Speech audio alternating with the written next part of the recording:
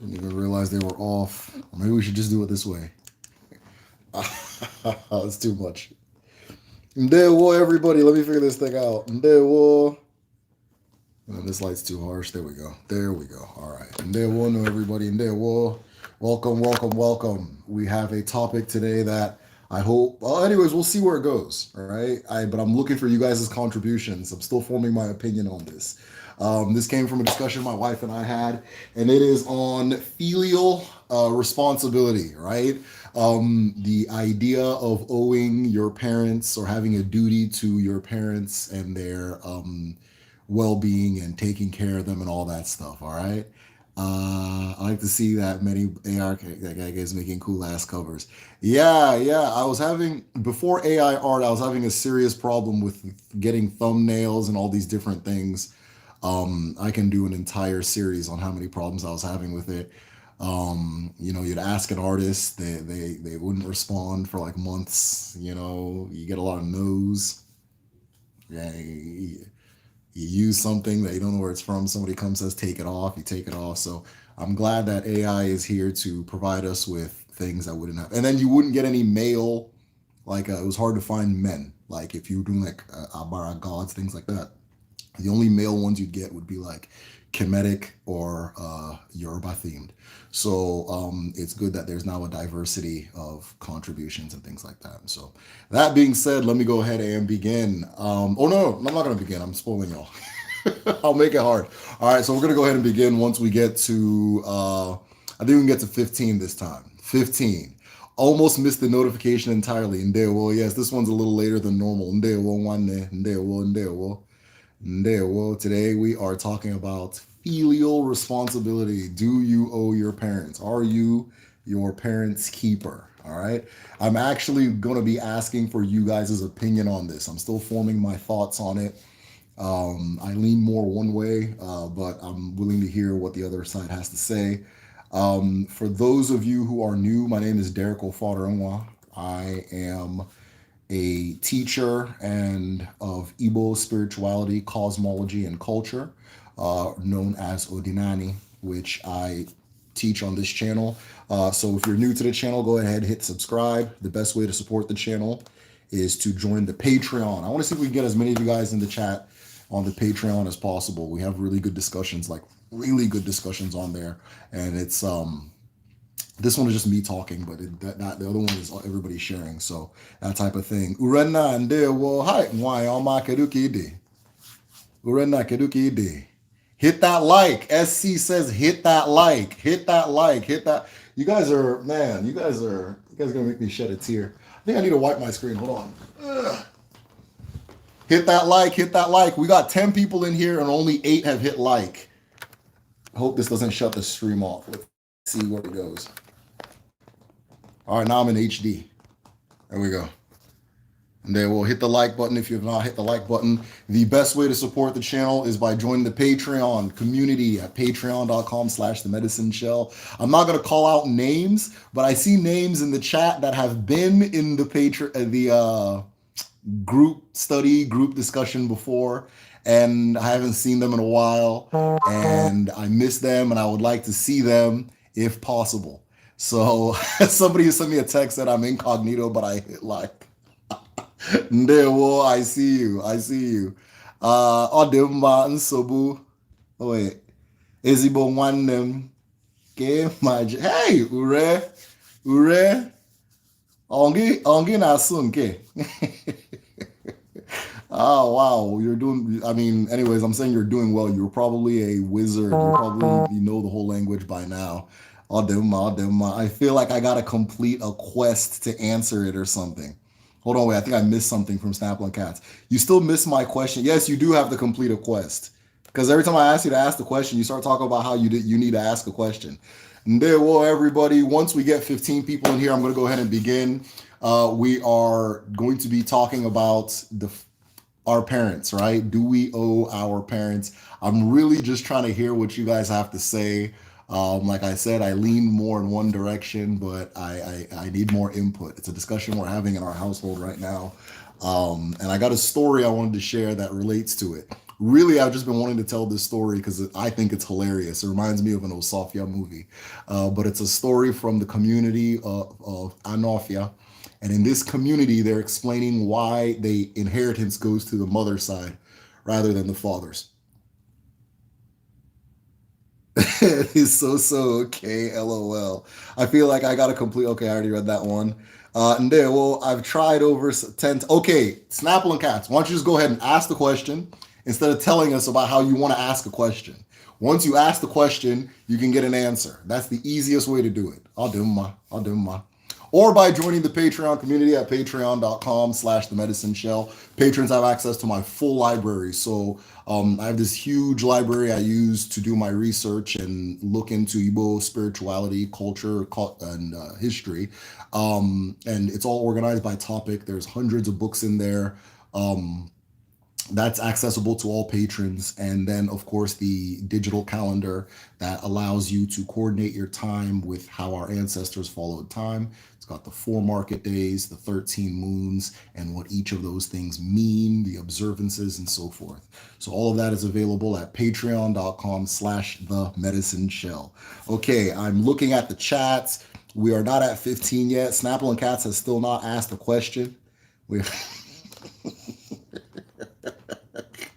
Unless, I mean, I don't know. Maybe they're blocking his question. Okay. I don't know. Okay, we're in there. You're trying. Oh, you're trying. Okay, once we get 15 people in here, we're gonna go ahead and get started.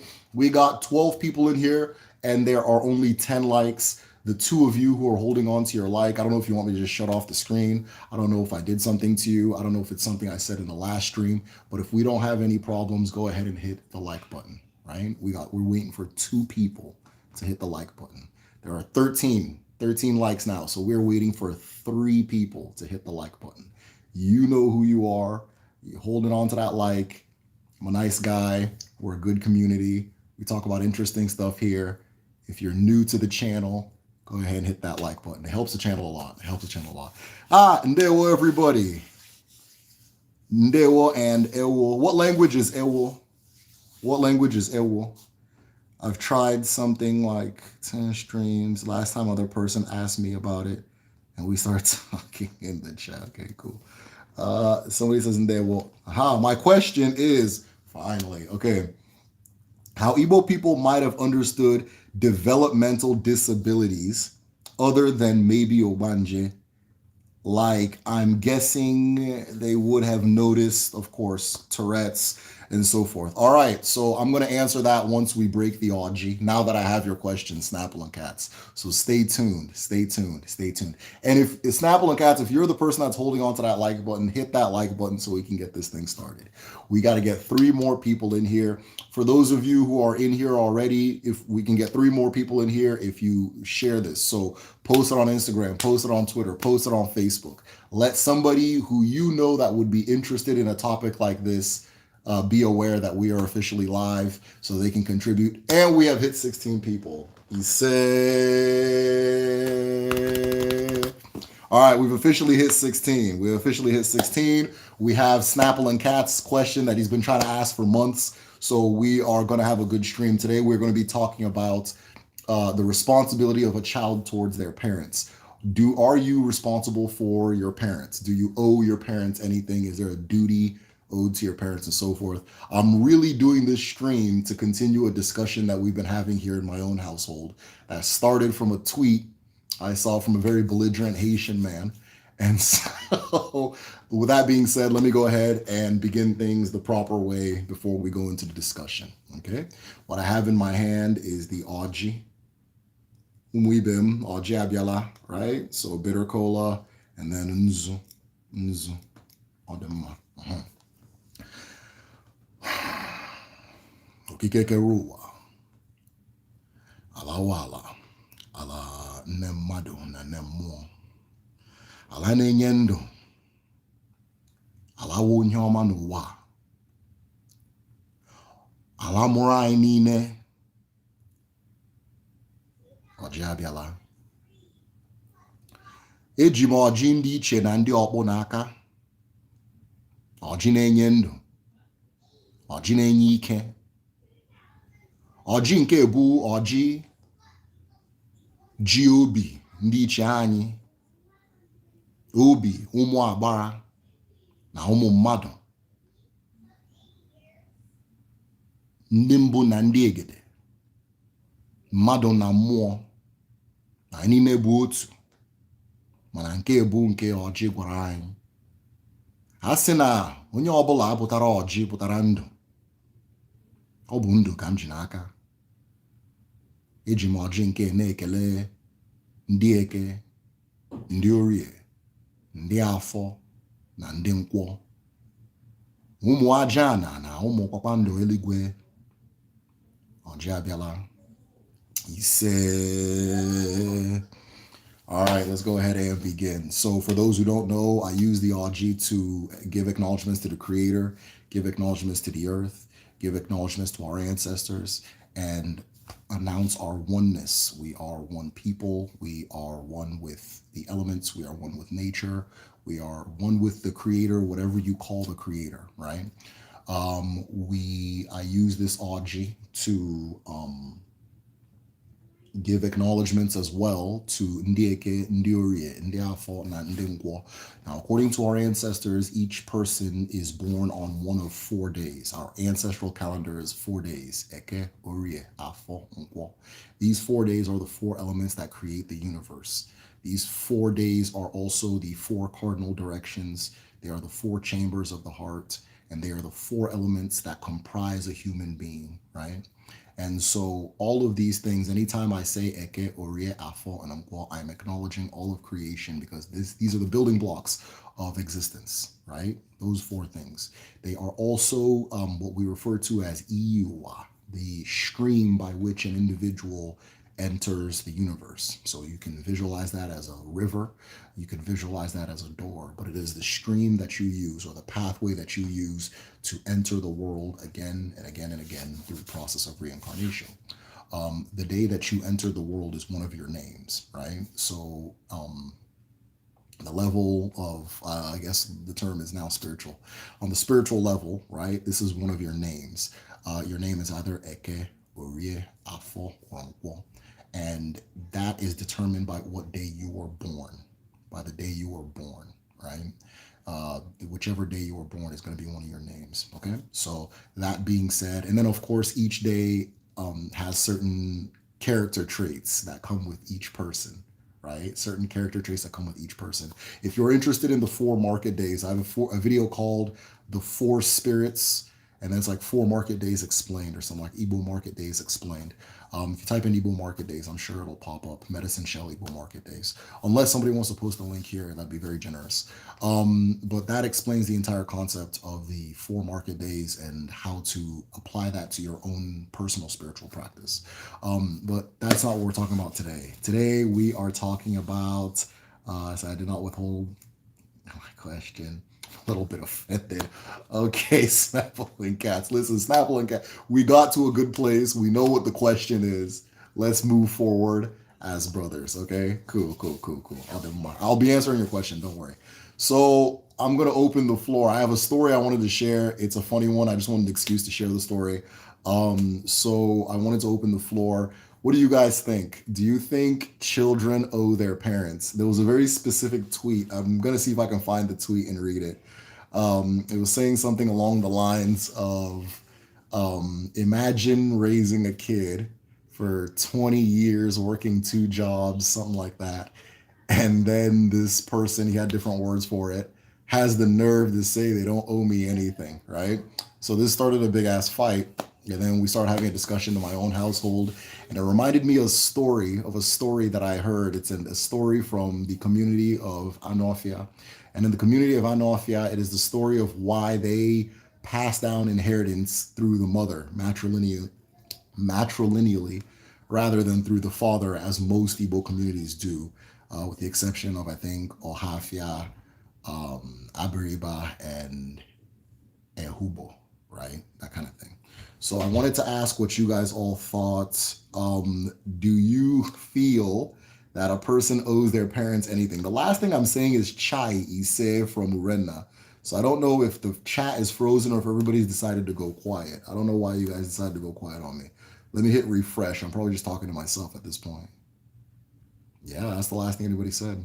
All right, so since everybody's being shy, I'll go ahead and share the story. The story is a very funny one. And it has elements of both. It has elements of I don't owe you anything, and it has elements of I owe you my life, right? Brown eyed Black Star says, ready for this. Yeah, I want to hear you guys' input. Anybody who has an opinion on this particular topic, do you owe your parents anything? If you have an opinion on this topic, go ahead and post it. Once the questions and comments stop flowing, I shut the stream off. So if you want to keep it going, then keep it going. All right. Feels like not a very black and white question. Haha, I lean more towards no. Truth says, very ready.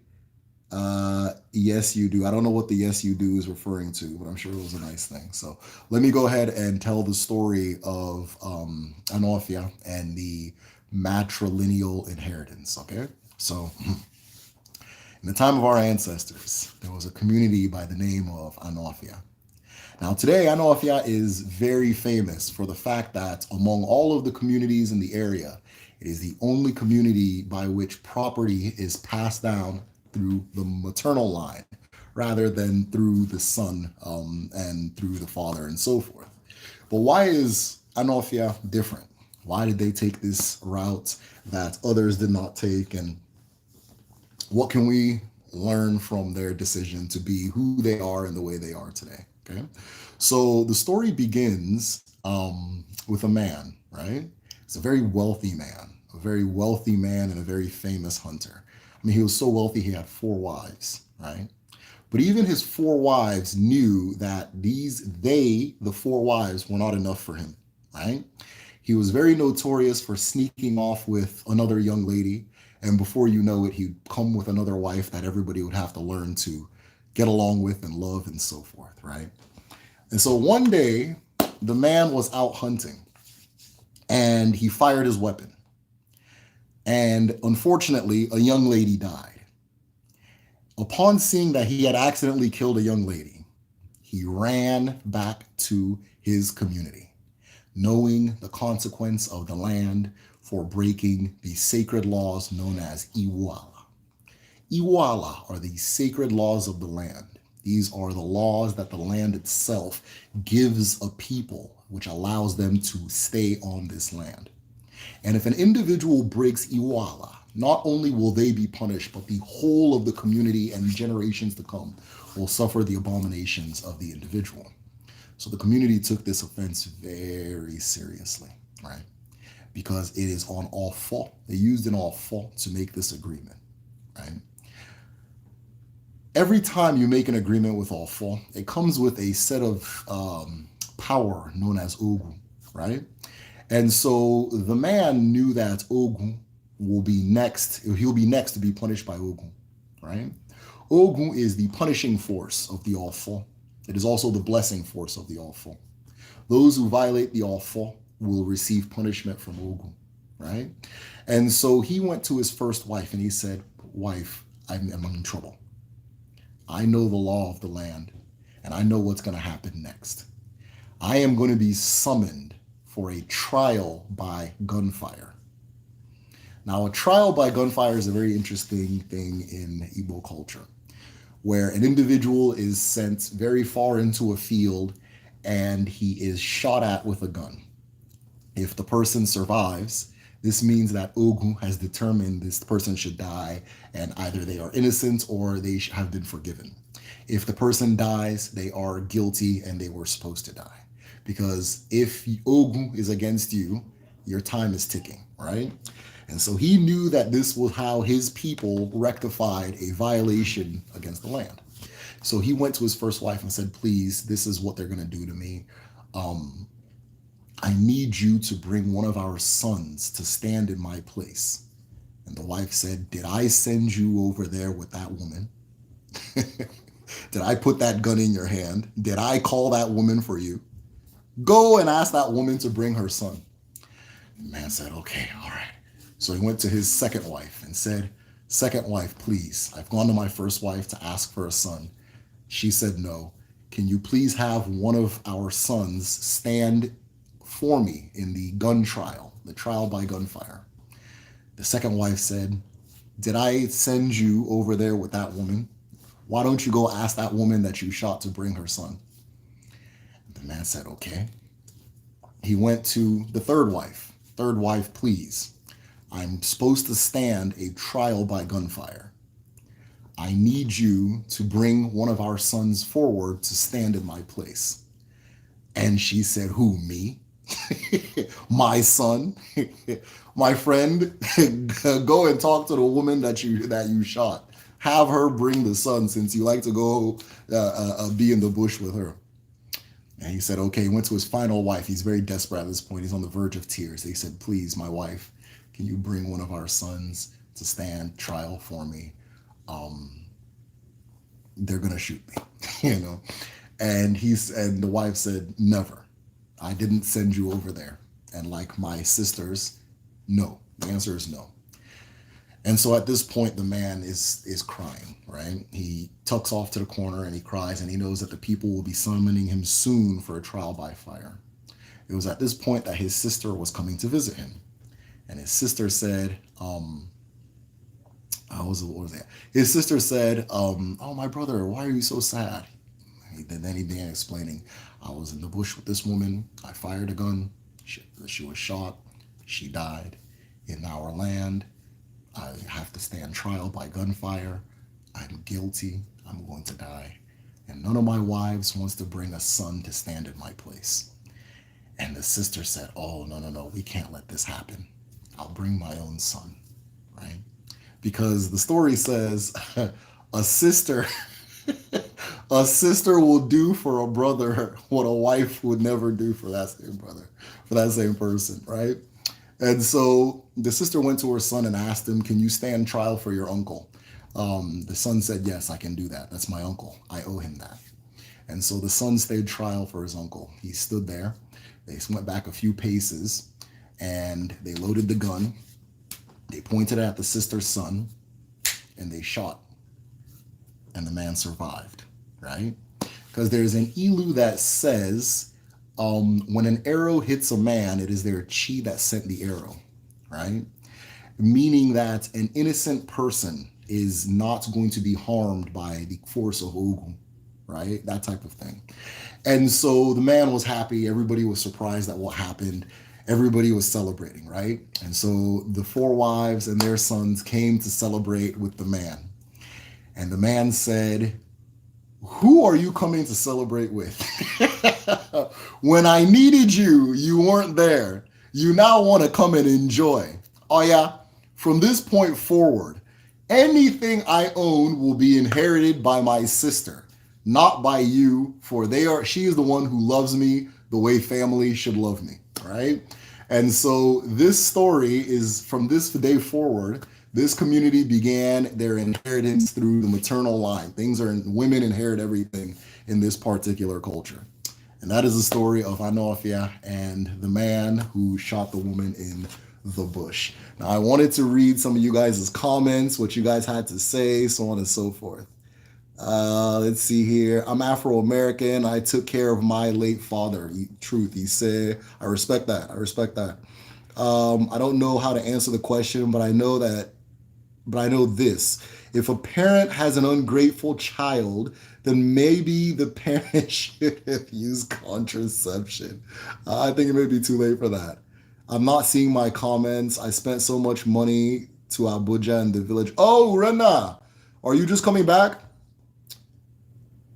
I know I owe my people, but do I owe them this much? At the same time, I have 4 sons. Touche. Okay, Adumma.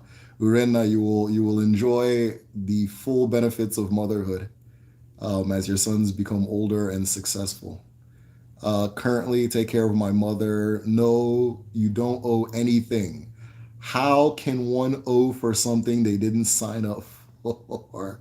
However, being grateful for the love and care of family means you'll probably give back in turn. Okay, that's very fair. I feel like yes and no. They brought me into this world, however, has a choice.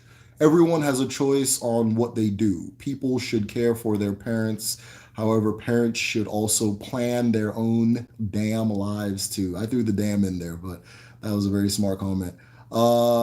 Black people used to not throw our old folks slash parents away.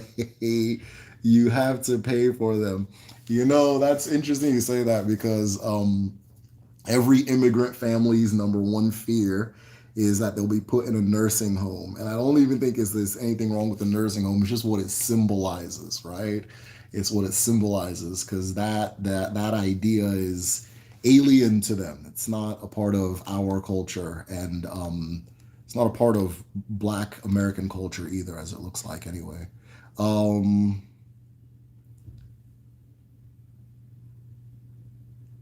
What is it like to have your dad as your son? My grandfather as my son, not my dad. My grandfather as my son. It's interesting. It's very interesting. Yes. For those who don't know the backstory, my grandfather reincarnated as my son, or incarnated as my son, and so he's my grandfather and my son at the same time. So it's all good, which is the same pattern as my dad. My dad is his grandfather reincarnated. So yeah, but he's still alive. Trial by gunfire might as well shoot like the old west. Yeah. You telling your dad what to do and it's time to go to bed. You have to take care of your parents. Mazi is very sounds like Mazio's on. You got to take care of your parents. That's interesting. What Mazi said. That's a very wild story. In America, it used to be like that for Black people, didn't poor folks in the home. I think I already read that.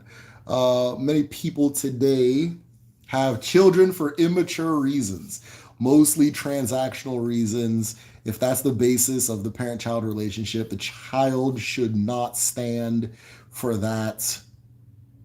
Should not stand for that from anybody. Okay, yeah. Nursing home is a business in the States. Yes, yes, it is. Just a little bit, though not too much. I am my dad's dad and his son. Okay. I am my dad's dad and his son. Okay, yeah, that's really interesting. Dema. Nana's my name. Oh, okay. Nana, good to meet you. My son is Namdi. So similar nomenclature. Adema. Uh, I will say there's something wrong with the nursing home. It's a little different, but everyone should listen to the podcast and visible instructions to know what I mean. Okay, I'll check it out. The podcast focuses on people with intellectual disabilities, and I think it reveals a lot about the institutional model. Yeah. Definitely feel like we should care for our parents in old age. They should die at home, not the nursing home, he says. So, Snapple and Cats, you've been very patient, and I appreciate that. I'm going to go ahead and answer your question. So, Snapple and Cats had asked me how were individuals with developmental disabilities regarded in Odinani or our ancestral culture. So, developmental disability, it's a very wide net, right? It's a very wide net of things, but there's an understanding that some people have disabilities, some people don't, right? Some people are configured one way, some people are not. So most of the time, like I can't answer for every single one, but most of the time it's just what it is. It's regarded the exact same way as we would regard it. Okay, this person has as an issue walking like everyone else. This person has speech delay or a speech situation, and so on and so forth. I have this really good book, Healing Insanity. It's like a thick ass book on like and our ancestral psych practices in psychology and things like that. And for the most part, the understanding is not too different from the understanding we have here now and today. There is a community obligation to take care of that individual, right? So there's a community obligation to take care of the individual once it is seen that the person can't take care of themselves. Okay, and that's the key is can't take care of themselves. I'm not going to say the word right because I always pronounce it wrong, but there's a term referred to as obanye in Igbo culture. And this is an individual who the community has deemed that the community is going to take care of that community or that community of that person. So sometimes these are people who can't ordinarily take care of themselves. Other times, right? other times these are people who maybe the thing they do is not profitable, but we all have to take care of the person. So dibias back in the day were obanye. People would give them things like, hey, I've made you some food. Hey, I got some new clothes. Here you go. That kind of thing. People would give to them if the dibia didn't have an occupation outside of being a dibia. Some people, I'm trying to think of, and then of course people with disabilities and so forth. I have an uncle with schizophrenia. Well, he's never been diagnosed in the Western way, but it's that's what it is, right? And he, walks and picks up stuff and goes into like catatonic states at times and things like that. And then as a family, we all take turns giving him a bath. We all take turns shaving him, that kind of thing, making sure he's looking clean and good and all that stuff. So every few days, we'll just find him. Every few days we'll find him, wash him up, shave him, that kind of thing, and then he'll be on his way. If he needs to eat, we cook for him, or whoever's cooking, whoever has food, he's gonna eat that kind of thing. So he never is in a situation where he doesn't have what he needs, or he's operating at like scarcity or anything like that. He doesn't have to worry about his own survival because it's been deemed by the community that this person can't whatever do the thing on their own. But if you can live your life like some things like, okay, I have a stammer, not me specifically, some people, I have a stammer, some people, okay, I don't focus too good, you can still live your life. That's not too much of an issue, right? So most developmental, it would be hard to say any developmental disability is obanje. I don't think that would have been, or it's not, I don't think. I know as a fact that it wouldn't be deemed as obanje. Physical disability would not be deemed as obanje. Sometimes physical disability is deemed as, or is read through the lens of reincarnation. So something happened in the previous life, which is tied to what's going on now. So for example, my brother, I told the story about my brother, how he broke his leg when he was an infant, and the hospitals in the West here told us that he was gonna be in a wheelchair.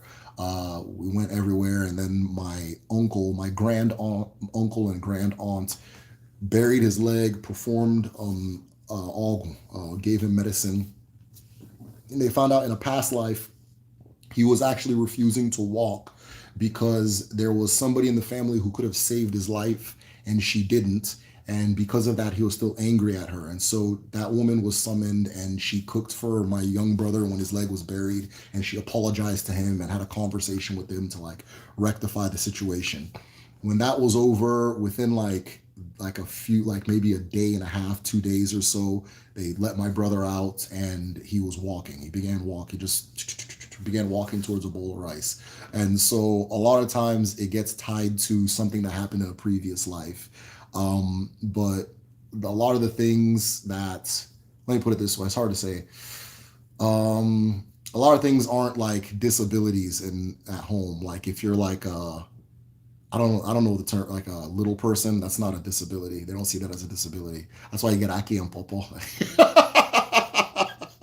You're just short. There's this guy in my community, his legs, he can't use his legs, he walks on his hands. He wears sandals on his hands, he walks around, things like that. But you see him at the party, he's hanging out, it's no big deal. He'll dance, like he'll stand up on his hand and flap the legs and flap his legs over his head, and then people are like, hey, that kind of thing. So yeah. The regard is not too different than what you see in the West, but the treatment is a lot more communal. It's a lot more family oriented. It's usually not. It's never like, oh, this is an Obanje thing. This is a this. This is a that. It's never that. It's sometimes it's a reincarnation thing, especially if it's healable, if it can be healed, right? But it's never a matter of Obanje or anything like that. A lot of people, when I made my Obanje videos, said that this sounds like autism, right? And I don't think we had an idea of, or not an idea, but we didn't classify that spectrum of behaviors as a thing, right? As a singular thing, let me say. So it's hard to say. It's hard to say it's hard to say whether Obanje is autism or not. but I completely see what they mean. A lot of people reached out to me and said, "This sounds like autism. I'm autistic. This is me. You're describing me." A lot of people reached out on that one and said that again and again. And I completely see what they're saying, and it's probably it could be it. Who knows? That kind of thing. Papa is funny as hell. Yeah, Papa's the man. Yeah, considering the social model. The perfect term, the social model, right? Perfect term. A lot of the treatment of these things is just based on like the history of a specific people. So in America, there's a specific history, like there's a specific history towards in mental health that makes our mental health practices look a certain way, and what we classify as an ability or a disability and that kind of thing, right? At home is, do we need to take care of you or can you take care of yourself, right? And even if you can take care of yourself, it's family. It's not, whatever you need, we're here, that kind of thing. And sometimes they take it too far, but which I think Urenda was hinting towards. Urenda, I hope they weren't asking you for too much when you went back. I don't give nobody anything because Anibia being that makes sense. Probably neurodivergent as hell a lot of the time. Yeah, yeah. I can see that. Yeah, I can see that. Grandmother, great grandmother took care of them at home at the very end. So it sounds like most of us are kind of on the same page where this is just normal for us culturally. And I know that not everybody in the chat is of the same cult, like we're the same, but not like technically the same, right? Like on the US census, we're not the same culture, right? So, but we are. Um, so it looks like everybody's saying generally the same thing. Yes, yes, you should take care of your parents. A couple of people said that you don't owe your parents nothing. So I would want to hear more from them. Off topic, but why are the older generation against African spirituality? Learning about Igbo spirituality and Yoruba spirituality has connected me to my paternal and maternal sides. Um, in the 70s, 80s, and 90s, there was a big push by churches against it, based on colonialism too. Colonialism painted the idea that if you were associated with that, you were a poor person, an uneducated person, a bad person, just anything negative, we're going to associate it with that, right? So systematic stigma by way of colonialism, but it's not purely like I don't want to like I don't like this whole blame colonialism shit because I mean, in if anybody's familiar with the book Things Fall Apart, the it's a book about this community, and the white man comes, and the colonialism starts for them. If you follow the timeline of that book, by the time the son of the main character is an adult, like a young, like a 30-year-old, colonialism would have ended. So that was a very brief period. Especially for Igbo people, it was a very snapshot period, and we blame a little bit too much on it. It's what people did afterwards that put us in the position we're in. So around after the war, around the 70s, 80s, and 90s, there was this big evangelical push, and everybody that grew up in that time, that's just what they're about. They see African spirituality as all the negative things they see it as all over the world. If you go to the Caribbean, it's like illegal in some countries. Like I remember I was on this Jamaican radio station, and as we were talking, the host made me aware that it's illegal to talk about this in this country. So I'm like, I've never been back.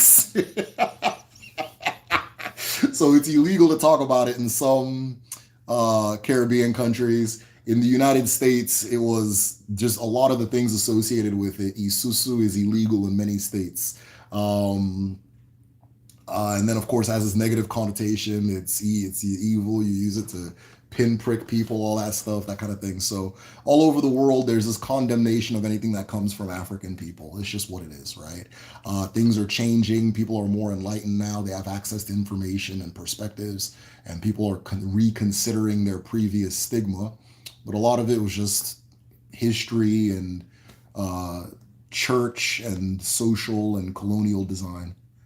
So that's why a lot of them are against it and that kind of thing. They take a lot of pride in being Christian. That Christian thing is uh, a badge of being a good person in accordance to Christianity. So there you go. Uh, Mental health is heavy within Afro American community. So much trauma from the system. Yeah, I would. Okay. Some people can't afford to keep old parents in their home. Yeah, you got to get your weight up. Yeah, yeah, it's expensive, I would imagine. Big pastors go to Africa and use African spiritual to squeeze money from people. Yeah, they do that at home too. They do that at home too. I've been saying the burden of disability is manufactured. Yeah, it's complete. It's completely manufactured, right? It's completely, absolutely manufactured. It's fake. It's not real. Um, so oftentimes I'll do like a side job, and one of the side jobs I'll do is I'll like work because I have a lot of experience in like working with people with disabilities. It's like a passion of mine, working with people with disabilities and things like that. So I remember a while back I was in Texas, and I was working with this gentleman who was autistic, and like I don't like we were just hanging out. You know, he can do everything. But it's just that I guess because he's just configured a different way, we have to act like it's a problem. But like, he could hold a job. He's not going to be social at work, but okay, he's not social. Why does everybody have to be? You don't have to be social. Who cares? So he can hold a job. He loves to work out. He's a great guy. And like he's really. I mean, I had to like I can't talk too much about it, but he works out a little too much. I had to. Anyways, yeah, it's all good. But he just likes obsessively working out and going to work, that kind of thing. But the state was paying this company to take care of him, and that's what it was. But a lot of the burden of it is fictitious. Now, sometimes it is difficult if somebody's violent or if somebody, yeah, if somebody's violent. But I don't know, it's family. Who cares? What's your favorite state in the U.S.? I've never been to the West Coast, so it's hard to say. But I like Texas. I like Texas a lot. I'll be moving back there very soon. Hopefully very soon. But I like Texas a lot. Texas has everything I need, and you can stay away from the things I don't need for as long as you want to stay away from it. So anybody that can read between the lines on that one, you know what I'm saying. Texas is phenomenal. Here, people get irrationally mad at anyone that's different. Exactly. Yeah, exactly. Maybe I'm not saying this as clearly, but yeah, people get irrationally mad at people who are different or don't understand their reasoning. Yeah, that kind of thing. Hey, love from Texas. Yeah.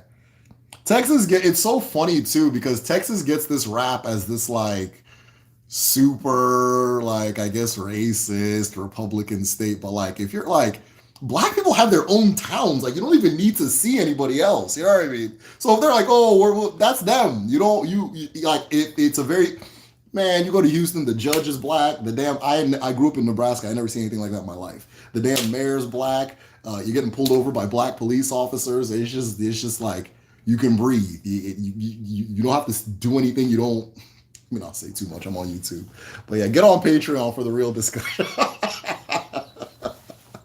Yeah, like people have a lot of leverage there. They get they walk with their chest out. I like that. I remember my wife came here. We're in the Midwest right now. We're at Walmart. She's like, "Why do all the black people look oppressed?" I was like, "Damn, it's true." Yeah, come to Texas if you're not in Texas. Maybe Atlanta's the same. I don't know. I don't really hear too much about Atlanta outside of jokes, but yeah, you can breathe, and I had never felt that before. You know what I mean? Because if you watch TV, the way people talk is, oh, we need to have our own schools. Yeah, they got like 4 or 5 universities, school, Montessori, that kind of thing. So yeah, no, Texas is not what people think it is. It's like the literal opposite of what everybody thinks it is. Like whenever people start talking about, oh, you're in Texas, I feel bad. Oh, man, we do what the fuck we want here, man. I'm from Detroit. I'll do my. Did you like Nebraska? I love Nebraska. Yeah.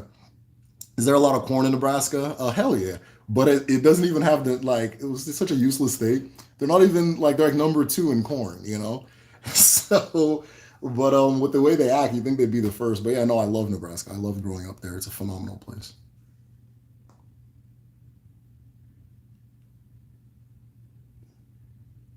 Show. Snap One Kid says the black people is secretly. I made a TikTok a while back about how people are almost violently angry under a video of someone who just couldn't jump. It's wild. Yeah, it's a lot of that comes from. I mean, it's a long discussion, and I think I'm tired, so it's probably why my brain's not clicking. But Yeah, people just have these weird expectations for other people. Like, I don't understand the whole thing about, oh, somebody's autistic and they're not social. And it's like, and you ask the person, like, I don't want to be social. It's like, okay, just leave them alone. Like, I'm social. I'm not getting anything from it. I'm not getting anything from being social. Who cares? The fuck? I'll do my. Did somebody retract that mention? I have family in Omaha. Okay, dope, dope, dope. Yeah, I love Nebraska. I love growing up in Nebraska. It was a great place. Highly recommended. It's still racist though. Hold on, wait. What is it about Texas? Oh, that Nigerians like because there's no laws. You do it how you want. So, yeah, it's just like Nigeria. You just do whatever the hell you want. It's free. You're free. When I landed in Houston, I was like, oh wow, this feels like Legos, like Legos's cousin or something. Like it just had this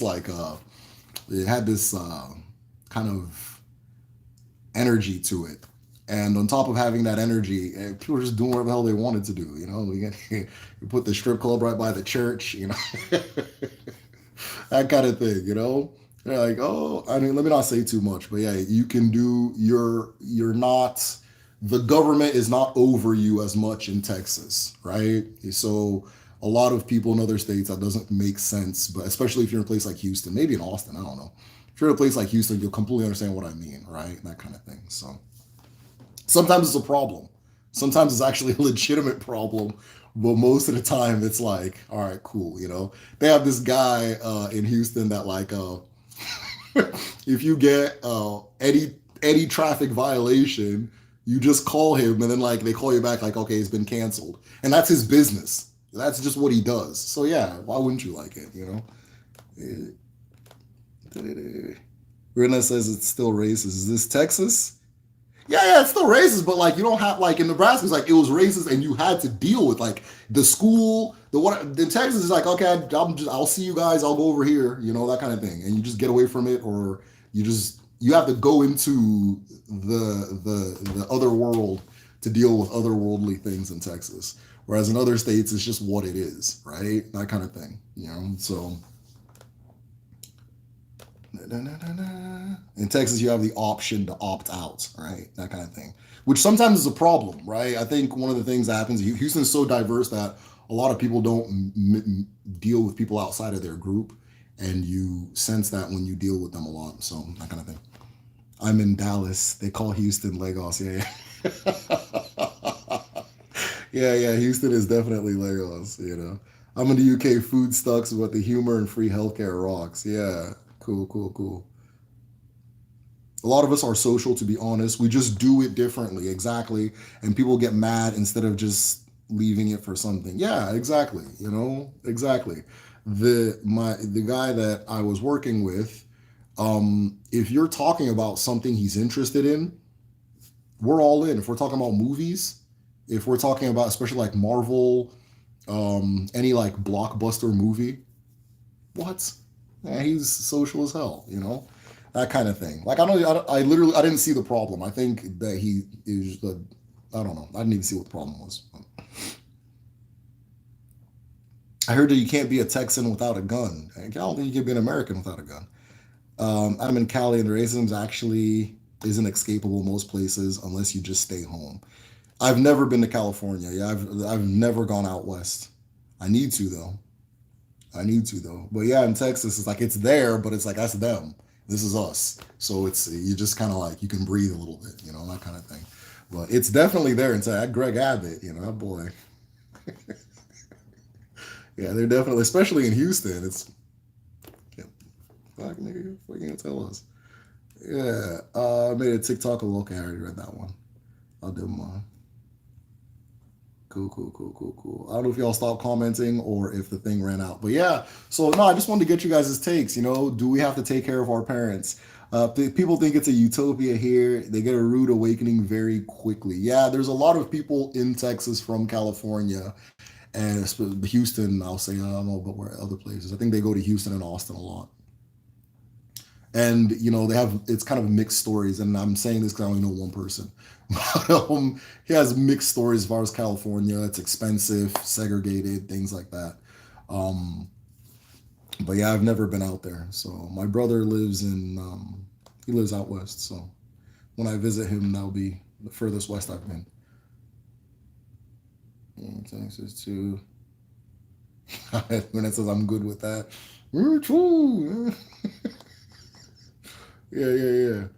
I'll do mine. So yeah, okay. Anyways, like I was saying before, wanted to get you guys' opinions on this. Do you have an obligation to take care of your parents?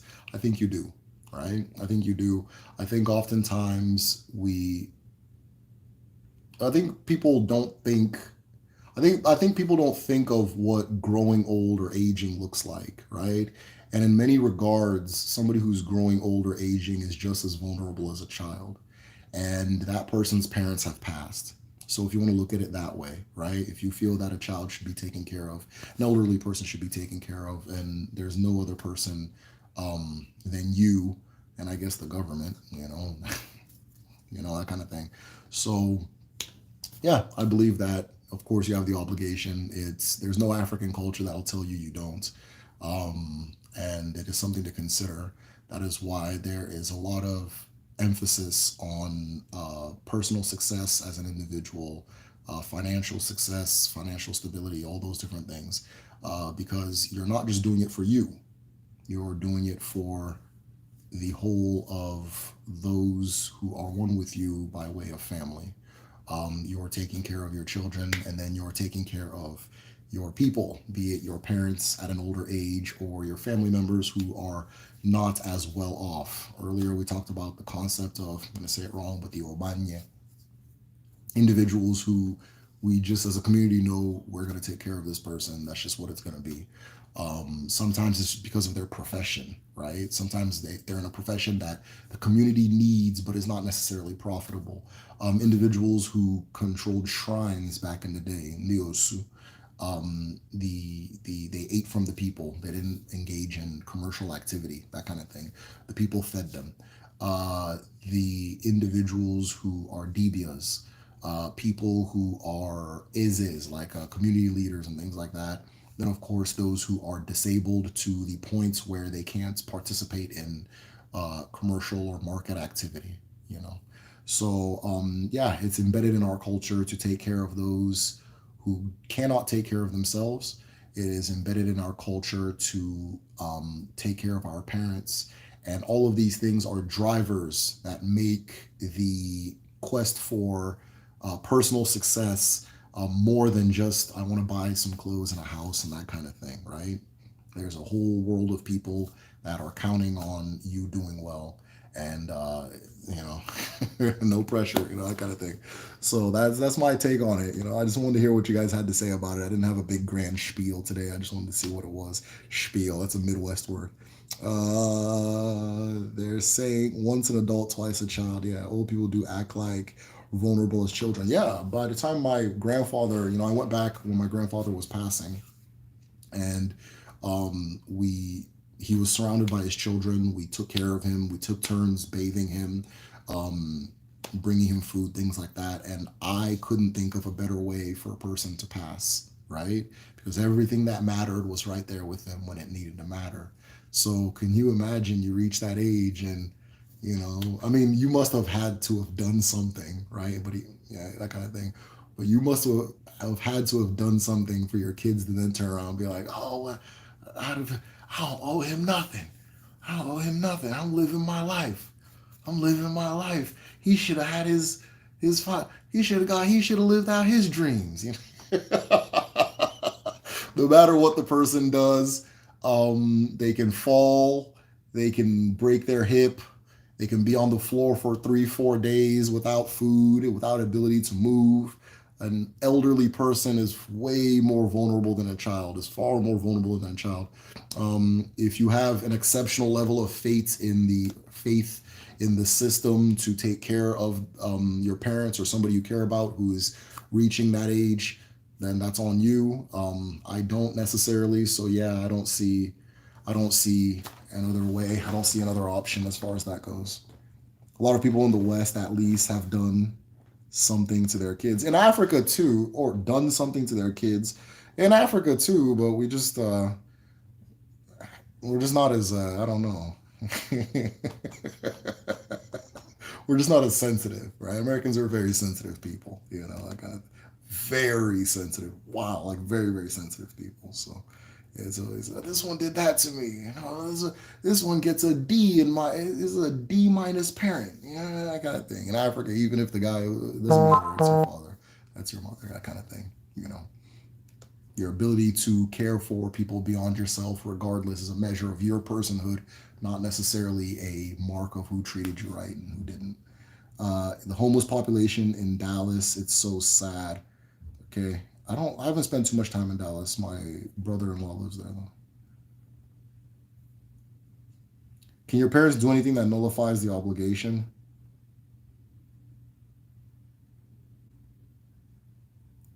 I don't know. Maybe if they die or something. I don't know. No.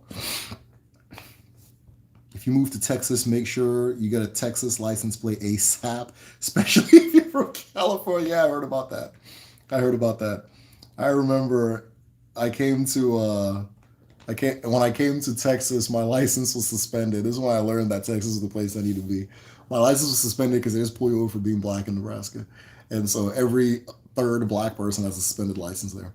And so I got there, I'm like, oh, I don't know what I'm gonna do. Like, man, go to Dallas and get one, man. They don't. Like, just go there and say you've never had a license before, that kind of thing. And it's not what I ended up doing, but I ended up getting my stuff straight in Texas, that kind of thing. But yeah, if you're coming in, it's a whole different set of rules. Get rid of your evidence of being from California, and don't try to just go with the flow. Yeah, you'll enjoy it. Texas, Louisiana moved out west during the Great Migration. Yes, Louisiana, Texas, big time. Yeah. I think it's okay. Cool, cool, cool, cool, cool. All right, guys. I think that's it. One them ebeko bearing like yeah. Ono na palo. Ono na palo. Ya na nne ya no. Nwanne ya nwaanyị ejighị ahụ. So ha nọ ebe ahụ na-ele film. Have you met Walker, Texas Ranger? I've met a couple of Walker. I remember one time I was driving in Houston, and there's this guy on a motorcycle, and he wouldn't let me pass. And so I started getting aggressive. This dude pulls a gun out of a holster. I was just like, all right, man, my bad.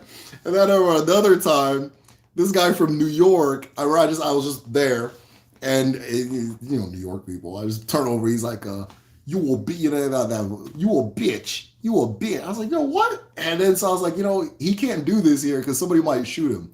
So I'm just gonna chase him around a little bit so he knows that he's not in a normal place. But him and I were both even laughing about it, that kind of thing. So I just kind of followed his car and act like I was chasing him, that kind of thing. But anyway, it was just me being crazy. And then yeah, so I've had a Walker Texas Ranger pull a gun on me in Texas, but I don't think care. Hello, that's your New York accent. Yeah, I can't live in the East Coast, man. I can't live in the East Coast. Chase them around. Yeah, yeah, yeah, yeah.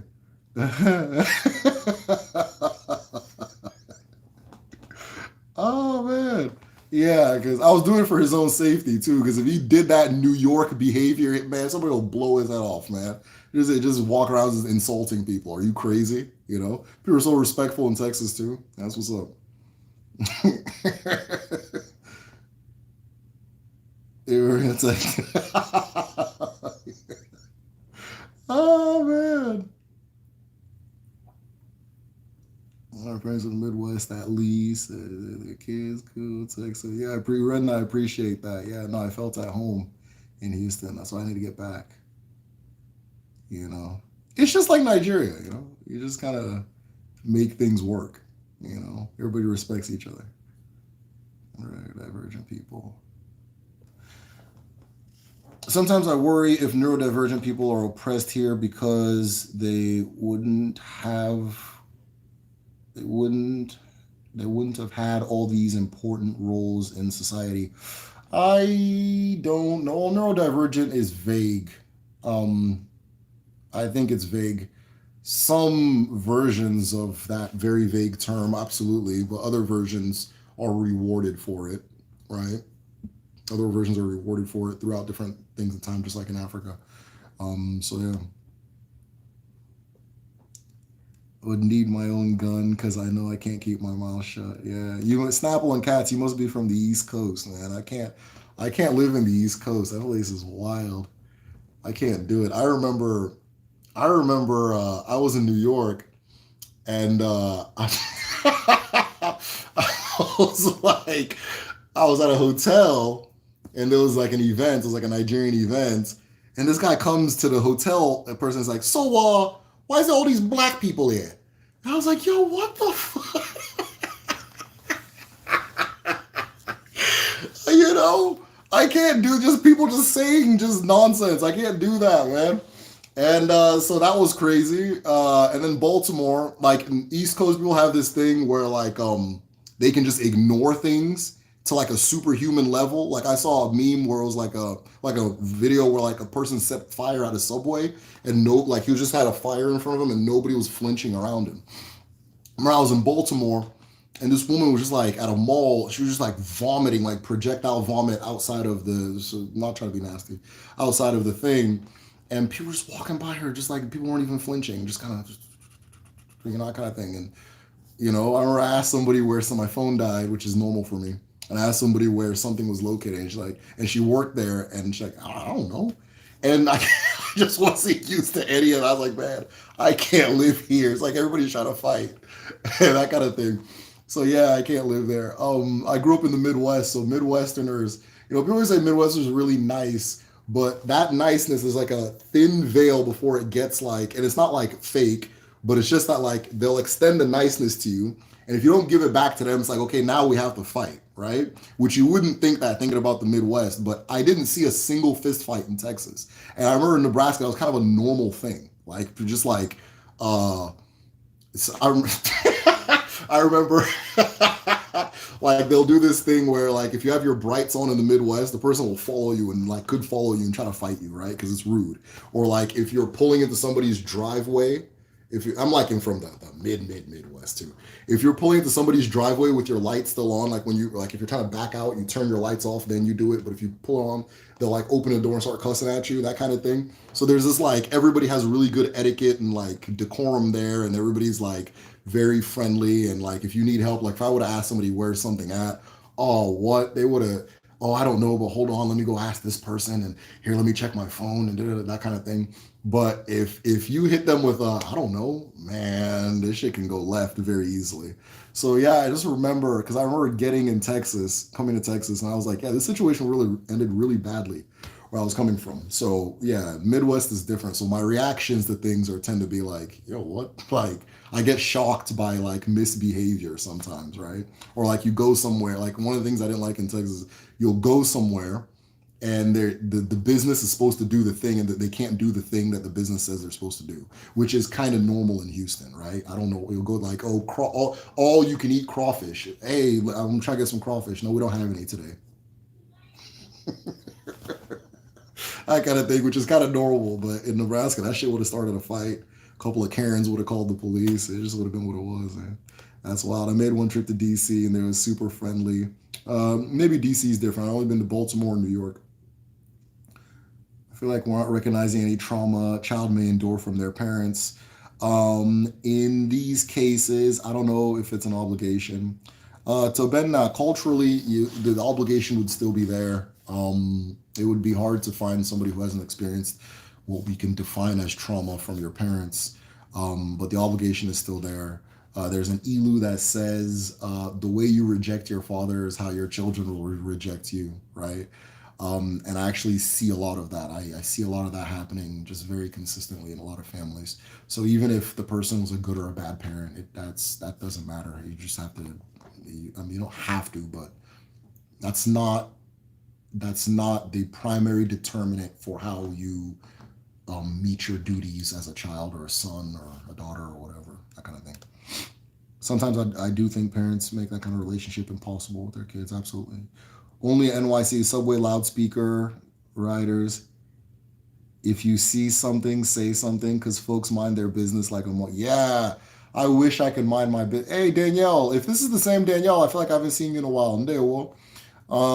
But yeah, I can't do that. Any little thing that happens, I'll look and just like this woman is just there vomiting, and everybody's just kind of just walking, just minding their business like it's another day, that kind of thing, And I didn't want to ask her if she was okay because like maybe I'm breaking some kind of social rule, but where I was from, we would have gone all the hell out. I remember I had to drive a U-Haul. No, no, this isn't the U-Haul. This one I had to drive my vehicle, which was having problems from Texas to Iowa. And I remember when my car died in Kansas and a cop came and I'm just like, oh man, the police, This guy came out and was like, hey, you all right? Oh yeah, my car vehicle, this and this and that. Oh, you need a tow, this and this and that. I think I can make it to the mechanic. I saw there was a mechanic over here, yada yada yada. Yeah, these cars are a piece of junk. And then Midwest, you gotta have a conversation about everything. Conversation's over. He follows behind me carefully to let everybody know that, I'm going slow for a reason. I was like, I like this place. So yeah, I liked growing up in Nebraska. Great people, great culture, all that stuff. It's racist, but whatever. It's America. It's just that's what America is. I don't. It's just okay. Like, guess they don't like black people. Fuck it. Sometimes I do think parents make that kind of relationship possible. Kids, okay, I think I read that. All right, guys, I think we're gonna hop East Coast to get the fuck out of here.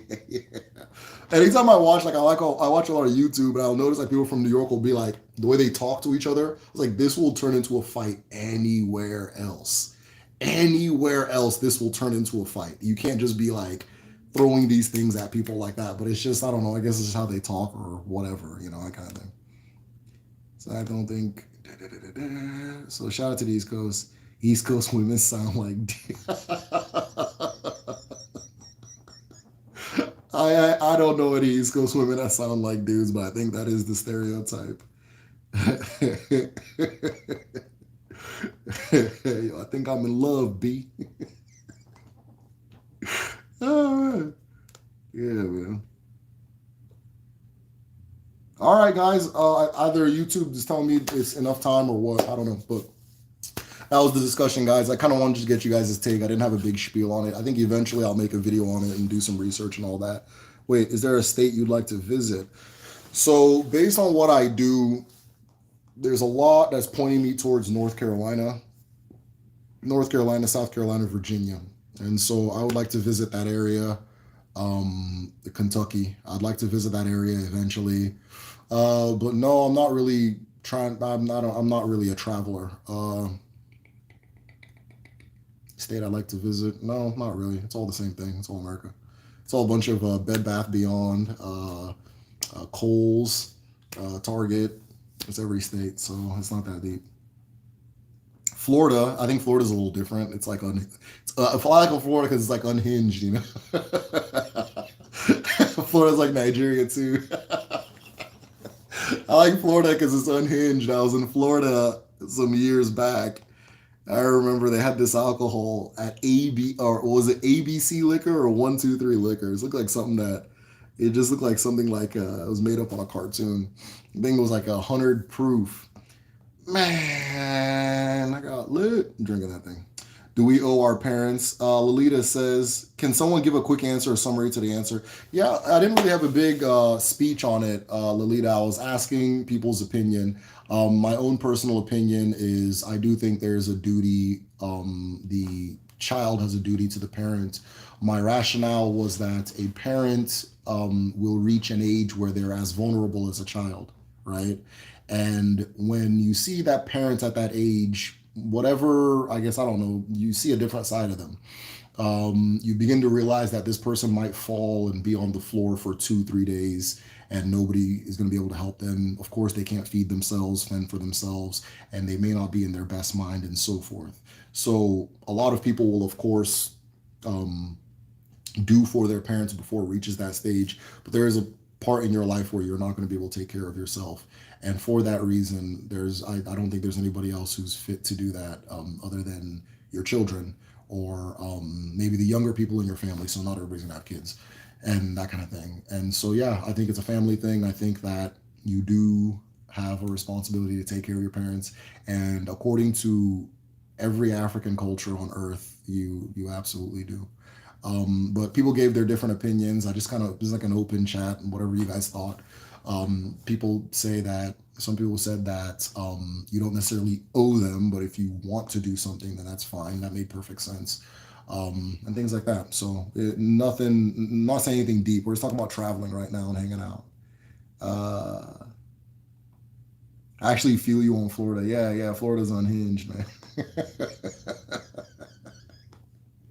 Yeah, Florida was the only place in America I've seen people selling things on the road. I was like, man, yes, I hope you come to Africa Diaspora Religions Conference in North Carolina.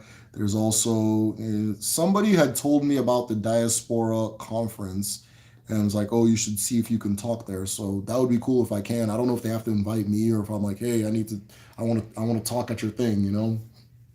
But I'm gonna look. I'll take it a little more. Like the person sent it to me, and I haven't prioritized reaching out to them or researching it. So, but yeah, the African Diaspora Religions Conference was mentioned to me by someone else. It may have been you, Danielle. I don't know. Do you feel? Do you feel there are spiritual consequences for disrespecting your parents? The Elu says that the way you reject your father is the way your child will reject you. That's the Elu. There's an Elu that says that. There's a lot of Elus that point kind of in that direction. So I do think those patterns repeat themselves, right? I do think those patterns repeat themselves, and I've noticed it just from people I know in my own life, and so forth within my own family, things like that. So I think that that cycle repeats. And I think I I think when there's never been a point in your life you don't think you know everything, right? Kids think, I'm 7 years old. I'm not a five. I'm not a baby. I'm 9 years old. I'm not a 7 year old. I'm 15. I'm not a 9 year old. I'm 20. I'm not a 15 year old. You just have this ridiculous thought running through your mind your whole life, and you're forming your ideas of the world. You're forming your ideas on people. You're forming hard convictions. You're making hard convictions at these ages, and you reach a time where you have to reassess them from an adult eye, right, or an elder's eye. And with that elder's eye, a lot of it becomes easier to kind of understand what I'm saying about taking care of your parents and things like that, regardless of what the relationship looked like. You understand? But from a child's eye, it's very hard to see those things. The reason I was laughing was as a conversation I was having about what was it? Why is it not coming to my mind? It's not coming to my mind because I'm not. It's not coming to my mind because my ancestors know better and they're telling me to shut up. But yeah, no, we've been, but whatever. They're gonna have to just understand me on this one. I got to spit. Uh, um, I was having this conversation about the idea of deadbeat fathers, right? The idea of deadbeat fathers, or like this idea of like bad fathers, or not bad fathers, but like fathers like leaving their families, right? And growing up, I used to think that like the whole like you went out to get cigarettes and never came back, or you ran out on the family. I used to think that was like the majority of what was happening. But you get older, you begin to understand, okay, maybe their parents just broke up, maybe just the whole, it's more complicated, and so it's not in my place to throw a judgment on it. And then on top of it not being my place to throw a judgment on it, it made me start rethinking some of my ideas of fatherhood and things like that. And maybe are my ideas about this thing, were they formed when I had this different perception? So the thing I'm saying, I'm not saying it very well, and it's very complicated, but I had to reassess that whole idea because I think a lot of it is BS. You know, sorry. I believe in taking, or my parents, however, my mother said to put her in a nice home when she gets older. There you go. Yes. We'll see when we get there. Yes, Danielle, that's awesome. All right. Yeah, just give her wishes. That's good. And homes aren't that bad either. I don't know how Africans are so paranoid about going in nursing homes. Anyways, what it represents, I guess, that's what it is, but they're not bad.